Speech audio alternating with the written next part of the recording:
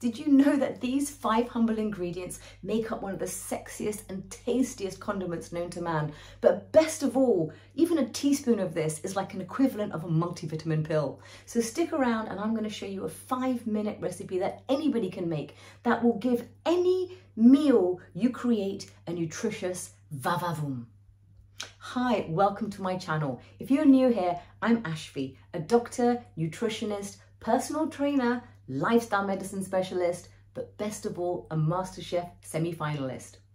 This channel is dedicated to simplifying and demystifying health, but best of all, creating simple and ridiculously tasty recipes for every health-inclined home chef. So today's recipe is Salsa Verde. Well, it's kind of like my version of Salsa Verde because, you know, generally a lot of these sauces do have specific ingredients, but I'm not a huge recipe person. Whilst I'm talking, I'm gonna just start taking off some of the leaves off my mint. Now, this is why I'm saying it's not a traditional Salsa Verde, because it's normally made with basil and parsley, whereas I've got basil and mint. I just love mint. I've always got it in my fridge. And even though it's a little bit, you know, it's a bit oxidized, it's a bit brown at the moment, I don't care. The taste is still going to be amazing. So take your time and slowly pick off the leaves of a you know, really medium-sized bunch of mint. That's about 30 grams there. So do that.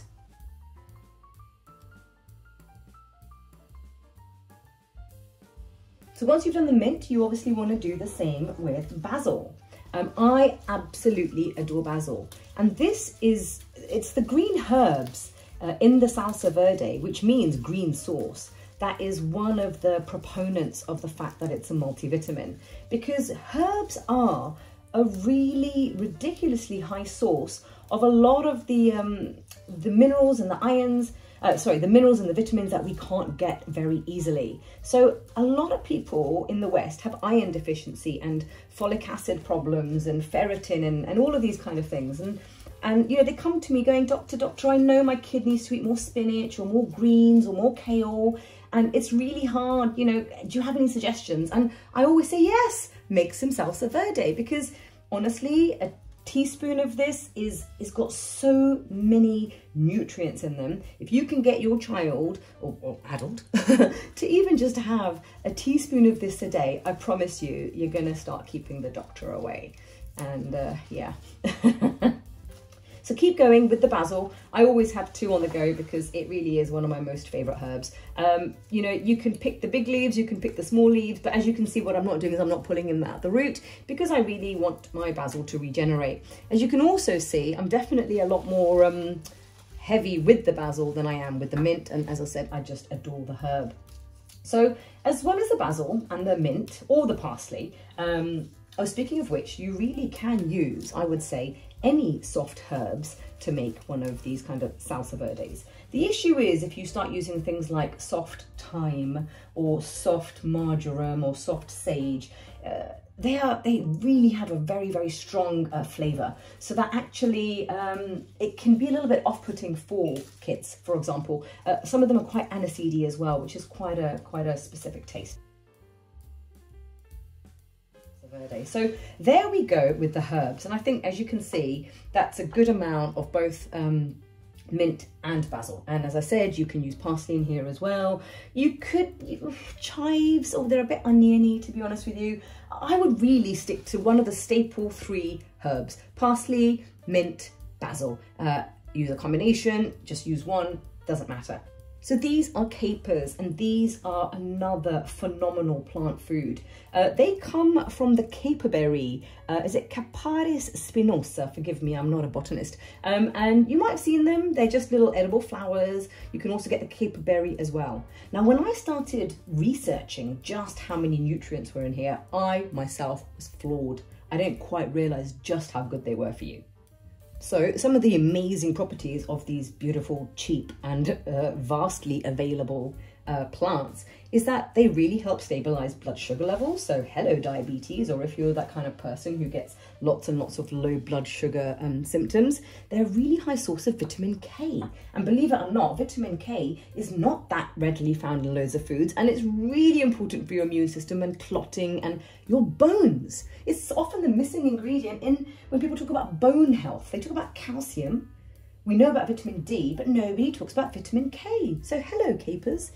These, you know what, this is what I found amazing in my research. In Ayurveda, which is the Indian traditional medicine, they were often used for water retention, and in traditional Chinese medicine, they reduce dampness. I love this. I love the fact that all these cultures know that every plant food, well, and animal food that comes from nature really can give you benefits. Garlic, obviously, I'm not even going to go into that, although, oh my God, I've got to tell you, for me it was interesting anyway. Garlic is the second most studied spice. It was called a spice when I was researching, which I found a bit strange, but the second most studied spice. It's got something like 6,500 studies proving its benefits. And as an Indian, oh my God, I could like eat this a bulb a day if I wanted to. So some people would want a clove. I love this stuff. I'm going to go for 2. I'm going to go for like a 1.5. That's a little small one there.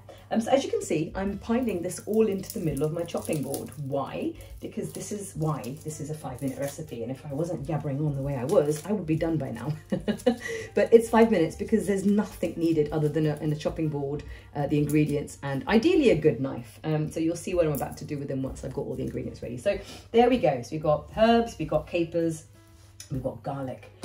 The last kind of magic ingredient is going to be these. Whoa. Now, people think of anchovies as that thing on pizza, and it really upsets me because I love salt, and salt was demonized incorrectly. And I will explain all of this to you if a lot of what I'm saying is a bit like, what the heck is she on about now? But they are full of salt, which is why I like them. And it was only when I started doing functional medicine and nutrition that I understood how damn good they are for you. Did you know anchovies have more, listen to this, more omega-3, the DHA and EPA and all these good ones that we're after, than salmon? And we go on and on and on about salmon and things like that. But you know what? If I'm honest with you, I don't eat a lot of salmon. I don't eat a lot of fish because so much of it is farmed, and that's just something I can't do from a health perspective or ethically, but we'll talk to you about that at some point. Because anchovies are tiny little fish, they're saltwater fish, which are then often brined or cured, and then they are filleted. So I go through anchovies a lot. So I just have a jar that I kind of decant them into. So the little bones in these anchovies, number 1, again, calcium, vitamin D, vitamin K that we're learning about, protein, really, really good source of protein. They're super low on the food chain. So we hear a lot about mercury causing problems and things like that. And mercury does cause problems, don't get me wrong. I mean, I stopped eating tuna, oh my God, almost a decade or so ago, which I'm gutted about because it's such a good, versatile fish. But I just can't eat things when I know that they're really bad for you. So tuna went. And anchovies, I mean, I would say me and my daughter, we would eat 2 to 3 portions of oily fish a week, and none of them would include things like salmon.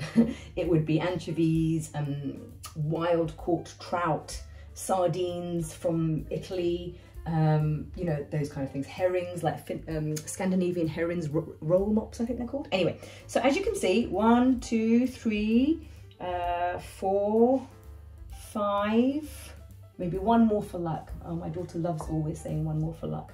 6, there we go. So 6 anchovies. Is that going to be enough? Yeah, I think 6. I normally make a lot more salsa verde than this.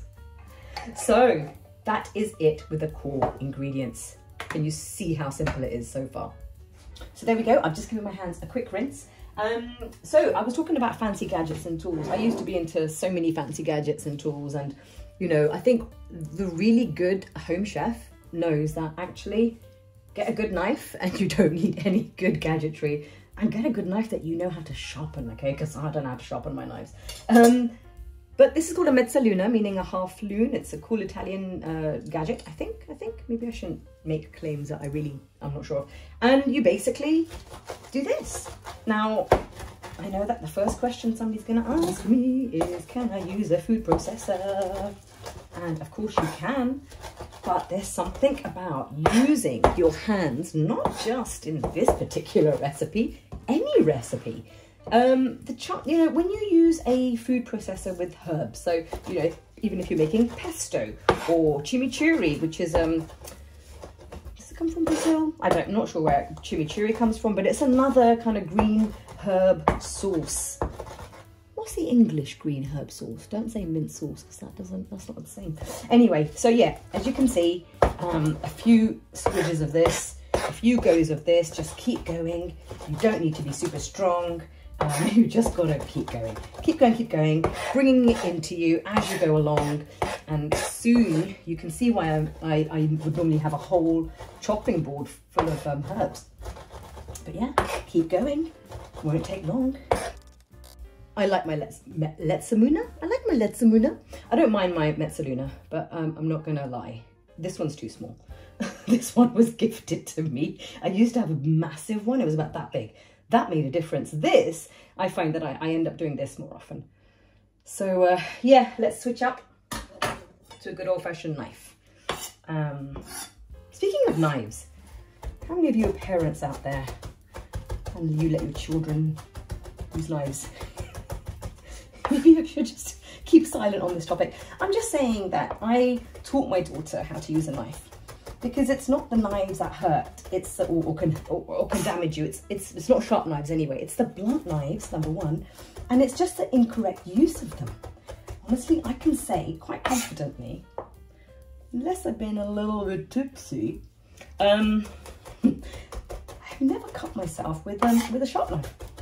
So I'm going to keep doing this. As you can see, it really is, you know, some of the little bits of garlic are nice and chunky still, which I don't mind. Whilst I'm doing this, let me tell you, this was one of my MasterChef dishes. So I was in MasterChef in 2012 and I made it all the way to the semi-finals, and it was an amazing experience. But I don't want to be a chef full time. I want to use food to heal. So that's what I do. But so that for that reason, this will always bring back good memories, MasterChef days. And where can you use this? So right now, it's obviously just this dry, chunky thing, right? I mean, even just this alone, you could use in anything. But we're gonna top it up with oil in a minute and a little bit of apple cider vinegar. Now you can use lemon juice. In fact, that's probably more of a traditional thing is lemon juice, but my daughter, actually, like so many children, she's not very good with like harsh citrus like lemon or lime, so it just makes her mouth go funny. So yeah, we don't use lemon juice. Plus, quick digression, I mean, apple cider vinegar is a superfood. Let me know if you want me to do a video on apple cider vinegar. There are hundreds out there, but let me know if you want to hear it from me.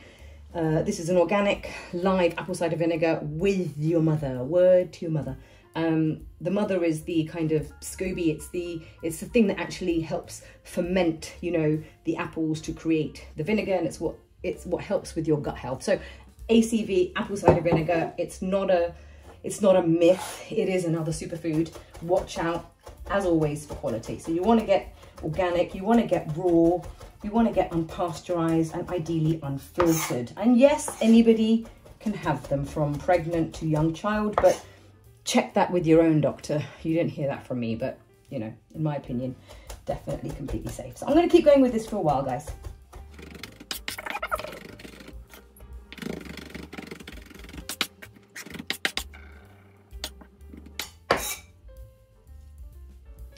So that's it. I'm happy with that. Yes, it's got some big chunks of garlic in, but honestly, you know, I can't tell you how much me and my child like garlic. Now, obviously, a pepper is not a bad addition. I always grind my own pepper, not because I'm posh. I'm just very specific about what I like flavor-wise.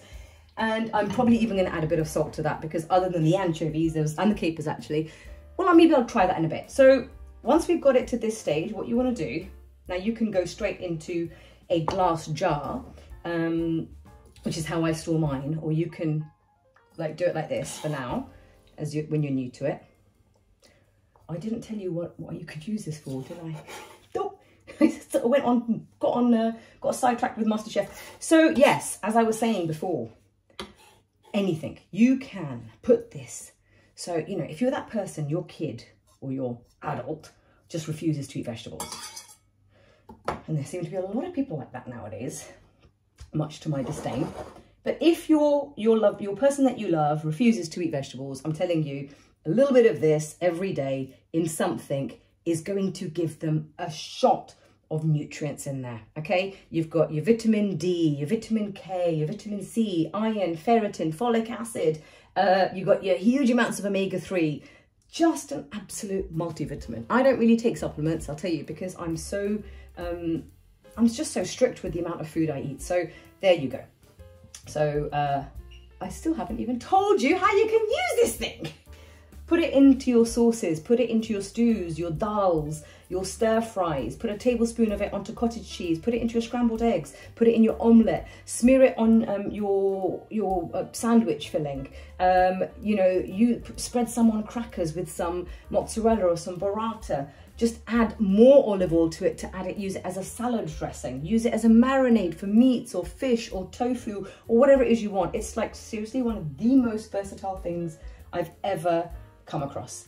So once you've got your kind of dry herby garlicky thing in there, olive oil.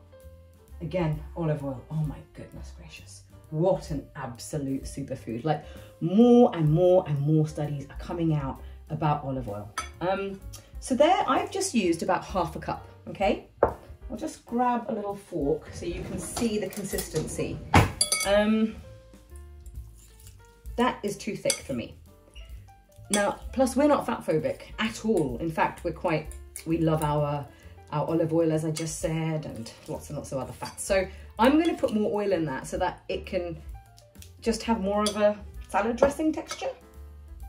So that will probably be about 3 cups of extra virgin olive oil. You really want to try and use the best olive oil you can find.